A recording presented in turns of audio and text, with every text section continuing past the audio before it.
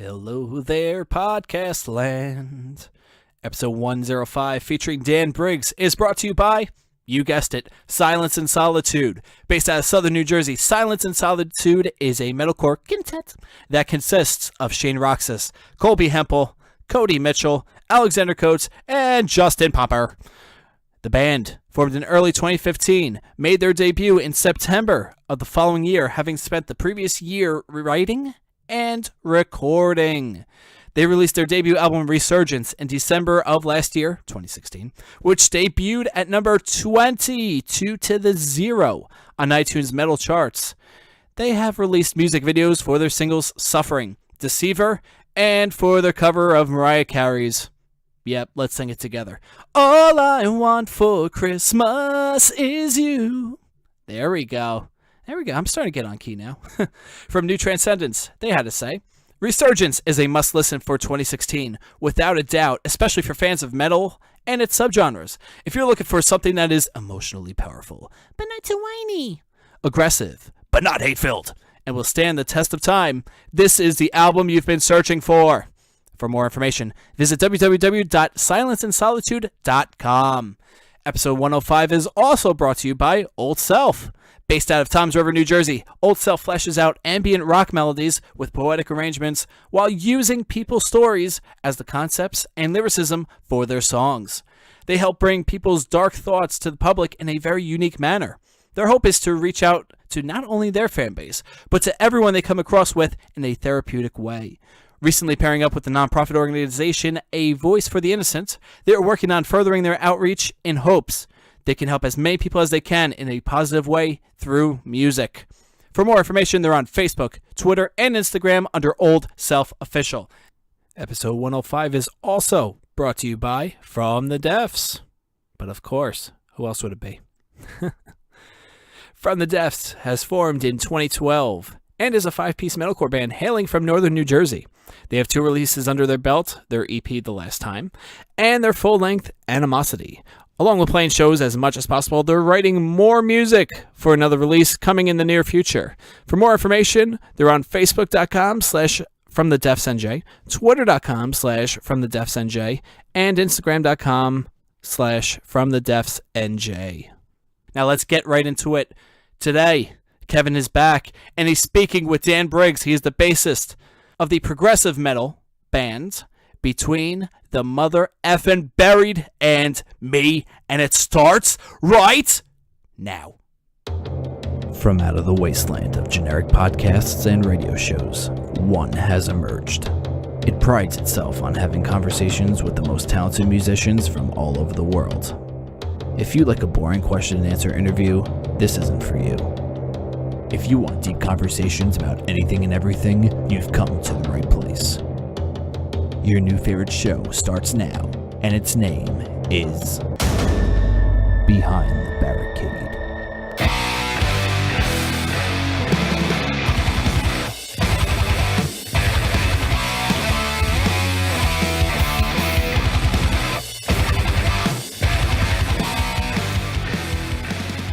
All right, Mr. Briggs. Well, good morning, and again, thank you for joining me to this.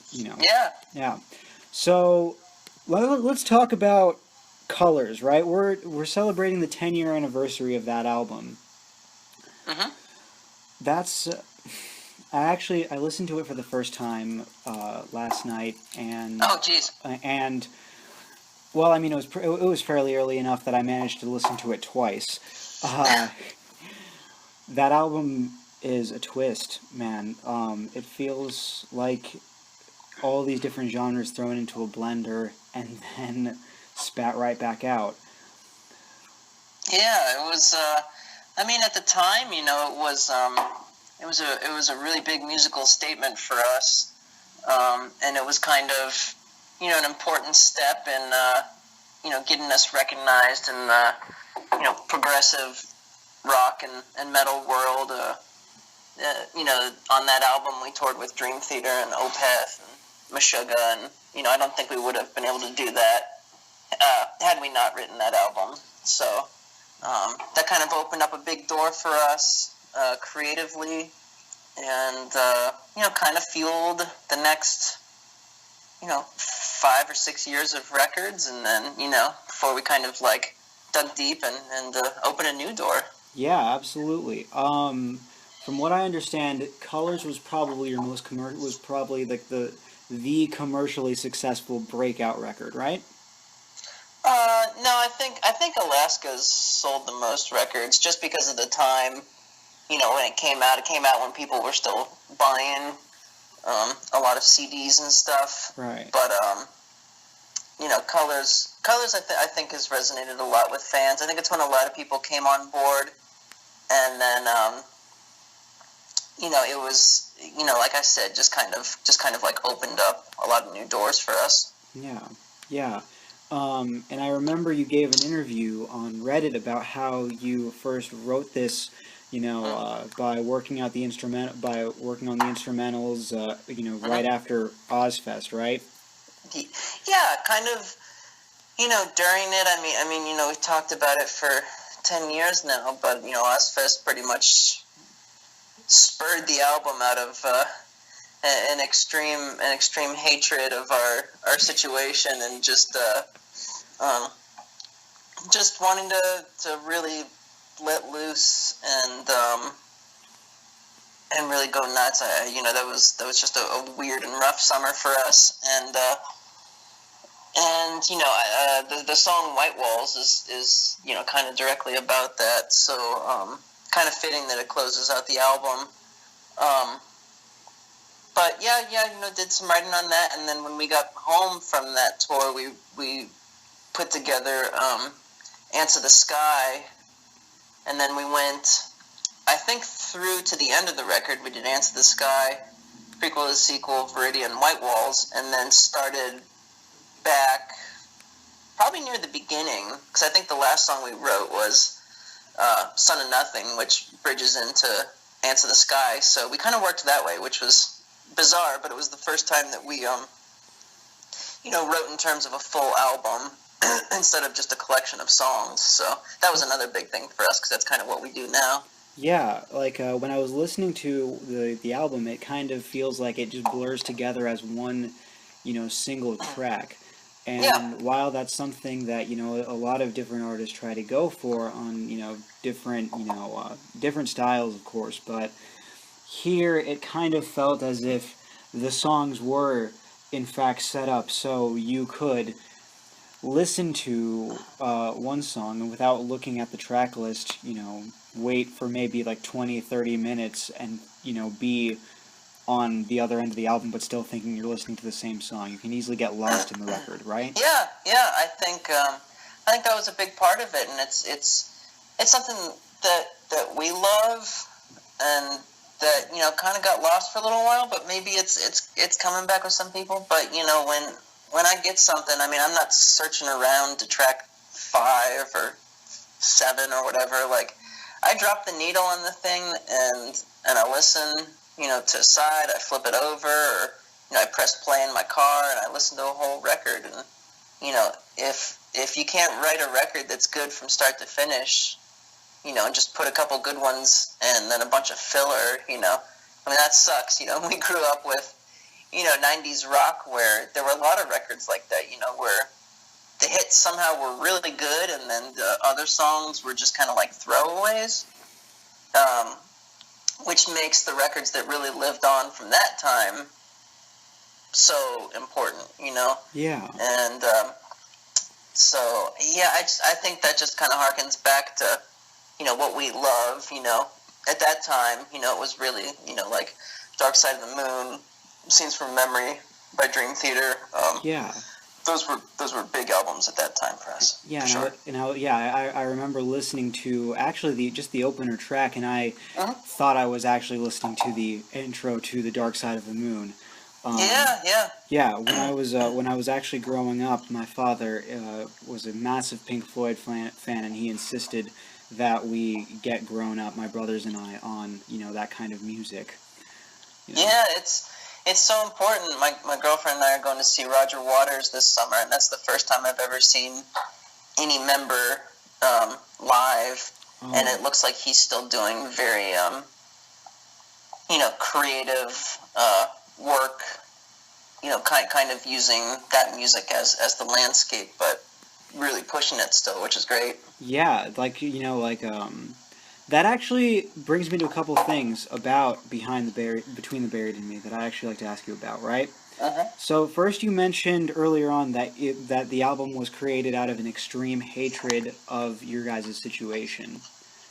What was your situation? Like, I'm a little bit confused about that. It was honestly, it was just really being clumped in, like, in a world that we just didn't quite feel right at. You're at Ozfest, you got 20 minutes to play for people, and they're trying to understand a band like us, and the people there that worked there were so shitty, and they were so rude to the bands on the side stage, and it's just like you just didn't feel like you belonged. You're kind of wondering what you're doing, and and all the while seeming like you're just not making an impact on anyone at the fest that you're playing to at 9:30 in the morning or whatever. So it kind of feels like you're just playing to a bunch of just bodies. Nobody's getting down to your music. Nobody's really getting into it. Yeah. So it I think there was just a lot of frustration and a lot of just like, holy shit, I just want to do something so different. Right. That summer, and just sitting on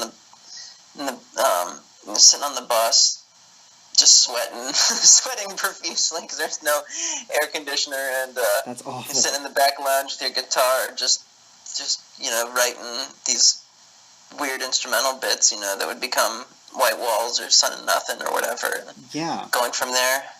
So, and as you guys actually get closer to playing this 10-year anniversary tour, what do you think it will be like based on where you guys are as a musician? Because as I understand it, Coma Ecliptic was the biggest step away from being the, mathcore, prog metal that you guys have basically... Well, we've been taking steps, forward our whole career, so it really wasn't, that big of a shift or anything. If we'd done that shift right after Colors, it might have been, but we've got a whole, we've got 8 or 9 albums in our catalog, so it's, it was just going to happen that when we're in our 30s, we'll probably be writing different music than we were in our early 20s, but it's all been a natural shift. Yeah, like, I just remember an interview from that album release in which you guys described as a conceptual, actually, just as you said earlier in this recording, that it was a new door opening, that it was a new direction for the band to be taken. So that's why I suppose I'm curious about what is that disparity between the images of what the band used to be when you wrote Colors and between what it is now in Coma Ecliptic, post-Coma Ecliptic? It's just growing. I mean, we're a progressive band, and we're true to what that means. It's not just a genre term for a sound of music. It's an ideology, and we're just constantly growing, and our sound is, this living, kind of organism that's constantly taking on different forms, and that's what makes it exciting to us, and I think that's what's been exciting to our fans over the years, and they've grown a lot with us too. Yeah. There's a lot of people who said, we introduced them to this whole world, and that's great, because I had those bands, when I was in high school and just getting into progressive rock and stuff, so it's exciting and it's important, and the bands we look up to, bands like Radiohead, they're constantly reinventing themselves and doing something different, and that's really inspiring. King Crimson's the same way. It's like, Robert Fripp would take really extreme measures where, once he felt like he'd gotten as much out of a version of their band as he could, he would just, fold it, and then the band would reform 5 years with a new vision. And, thankfully for us, we've just been able to grow while still touring and, doing records with other bands and, coming back every couple of years and working on between the Bear to Me stuff, and there's just a natural growth. Yeah. So what I'm getting from this is that when you guys play, your 10-year anniversary tour, it will be just, it won't really, it'll be it'll just be revisiting that material again, and just playing it live. Tell me about your live performance. Tell me about how BTBAM can takes this album and translates it live, or at least plans to. That's kind of just our thing. Is we like to pretty much do what's on paper. I guess kind of more in the sense of like a classical performance. We meticulously, especially on that album, because it changes so much so often that from a bass perspective, my parts, I play, note by note exactly, and we're just the kind of band that takes pride in, a good show for us is really just slaying the material. Yeah, absolutely. And so that's like our thing. There's not like really room in that set for improvisation, but thankfully I get that from other bands that I do. So right, they get that balance. Yeah. Okay. All right. I got it. Now I've been thinking about your musical career, right? It started out, as I understand it, you started out playing the saxophone, and then you've been playing the bass. You've kept the same brand of bass that you got when you were 16. Yeah, thankfully Spectre ended up being a great company that makes fantastic instruments, and little did I know that when I was 16 and went to Sam Ash in Cleveland to get a 5-string bass with 24 frets. That's what I was getting into, and it's funny. I've had a great relationship with them professionally for 12 years, and as a dingus bass player for 16 years, for half my life. A dingus bass player in a primarily guitar-driven metal band that still allows you to get heard through on solos and these and little echoes, but they're still, despite being only echoes, they're still very pronounced moments where I feel like when I'm hearing through Viridian especially, like that song stands out to me the most. Interesting. Yeah. That song was just written as a build-up to White Walls. I had the beginning of White Walls written, and I think that I guess coming out of prequel to the sequel, it ends, and we needed to have a chord progression that kind of slowly modulated throughout it to get to the key that White Walls is in, and thus that track happened. But it was neat. Paul wrote the chords, and I did a little. I tried to do my best. At the time, Jaco Pastorius influenced little lead, and that's what it was. Yeah, no, I personally don't understand. I personally haven't heard a lot of different progressive bands. At least in the range of Pink Floyd and King Crimson and all of these classics. I've been thinking about the new Mastodon record though, but I've still yet to understand where all of these different influences are being drawn from. The Moog synths and the and the vocal lines and the drumming. Oh man, the drumming. Blake was going off at that point. Yeah. So, is it possible? Do you think that I could ask you to look back at this album, Colors, right, and sort of review it for me in a sense, in a few words, just sort of, I don't know. Well, there's some great reviews out there from the time, because that's kind of when I stopped. That was the second record, I guess third if you count the covers record that we did, but that this lineup did, and that was when I kind of stopped reading reviews, because the album was kind of dogged for all the things that I felt like our fans and people kind of got excited about, like that there was bluegrass mixed in with some 90s rock sounds, mixed in with, psychedelic 60s sounds, mixed in with death metal or Dream Theater or yada yada. And Sounds to like us, it was just music. It was just what we dug. But it was kind of funny at the time that was the stuff that got dogged on. And what was funny was, a song like Answer the Sky, so people would dog on the bluegrass part, and it's like, not that we have to argue it, because obviously 10 years ago, I guess people like it or whatever, but you're like, it's just the chorus. It's just the chorus just done in a bluegrass variation as acting as a pre-chorus. To us, it just made sense stylistically. Like, why wouldn't we do that? Yeah. So, I don't know, just 5 guys in their early 20s, just having fun. I mean, that was the first time we really had fun writing.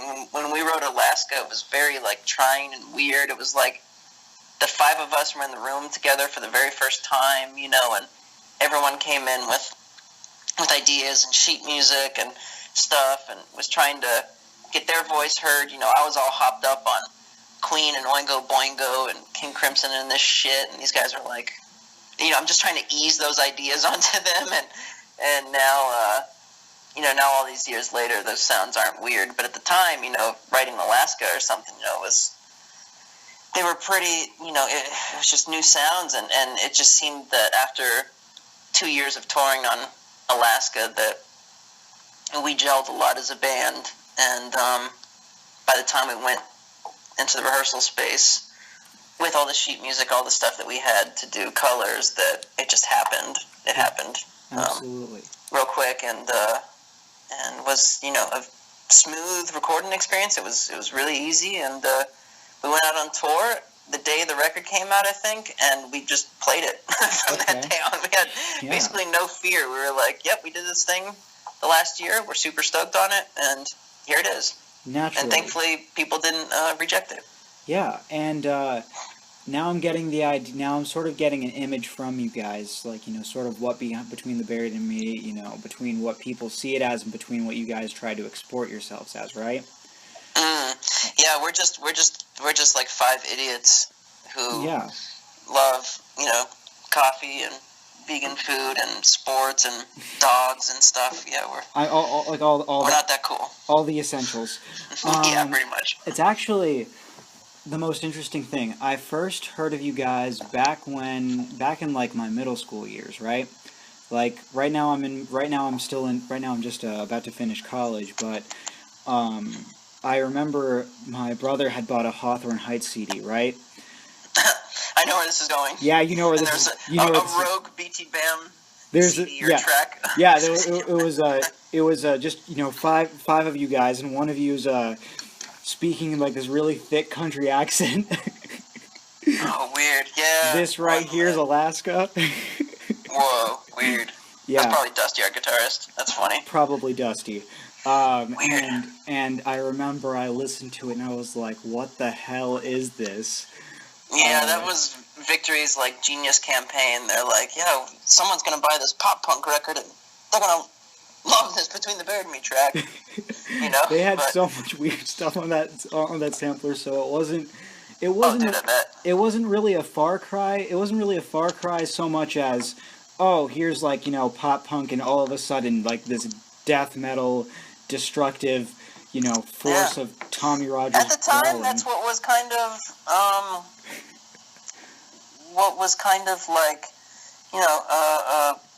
attractive about Victory, was that they had bands of so many different styles. And I know when Tommy and Paul signed before we joined, that was kind of what fueled it, is that we're going to stick out on this label, but kind of not in a bad way, just kind of in a way that every band kind of sticks out. And then it just turned out they do shady, horrible business and own the rights to more than most of our catalog. So wow. That's great. Yeah, I've been keeping up with the Day to Remember feud. That's quite the story, isn't it? Oh man, it's crazy. And apparently, when Bad Vibrations got released, Victory apparently, put up, advertised for ADTR, and the band went ballistic. That's weird. Yeah, who knows, man? Oh, who knows? Dude. Few screws loose. Right, that's what I'm saying. It's just crazy, and I'm glad to know. I'm glad that all of you, that it sounds like you guys are out of that now. Yeah, we've done 3 releases on Metal Blade since 2011, maybe, and it's been great. So much different working environment. And since then, you guys have gone on to tour with bands such as Good Tiger and August Burns Red.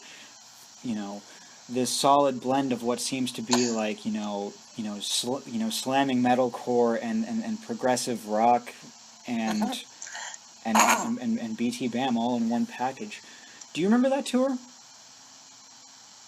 Yeah, that was just last year. That was last spring. That was I was there. Wow, that was a year ago. Yep. Wow, seems like it was back in 2015 or whatever. But yeah, what was that like? Just being on this I don't know, not necessarily left field because August Burns Red and Good Tiger both are experimental enough to be a little bit closer into your radar, but yeah. Well, before I answer this, it'll probably be the last one, just because I have an interview in 5 minutes. Oh, absolutely. But we have the same management as August Burns Red, and we toured with them. Let's see, what year was last year? We had toured with them 10 years before, I think, 2006, and then I think in 2007, after Colors came out, they were on the second run of the Colors tour with us, and we've just been friends, for years. And then Good Tiger, a lot of the guys were in a band called Safety Fire beforehand. Right, that was one of the guitarists. They were just great friends of ours. We took them on a couple tours, so we were psyched, that they started a new band, and we were able to get them on what I think was their first U.S. tour. If I remember now, I think that was their first U.S. run. So that was great, and now they've stayed, super busy ever since. So I see. Not a bad way, get your buds over to America for a little springtime tour. Naturally. And as we begin to close this tour out, because I know you have another one coming up immediately. Is there anything else that you'd like to plug as we begin to close this out? You've been very good to me as somebody to interview. I really appreciate this. Well, thank you. I had a record come out 2 weeks ago with my new group called Nova Collective, and it's just it's freaky, futuristic fusion stuff with some members of Between the Buried and Me and Haken. Okay. And we're getting that off the ground this fall as well, doing some touring, so be on the lookout for that, as well as, BT Bam, Coma Ecliptic DVD, and Colors Tour, and new record. It's not going to stop. It's just going to keep coming. The hits keep coming. It's not going to stop, and you guys still find ways to be creative, even as, creativity, becomes an exercise in this labored exercise. Yeah, no, it's fun. That's the fun part of my life. Is being creative. You guys can still cut loose and not take yourselves too seriously while still crafting a serious, hard-hitting metal record that's, weird and spongy and fun.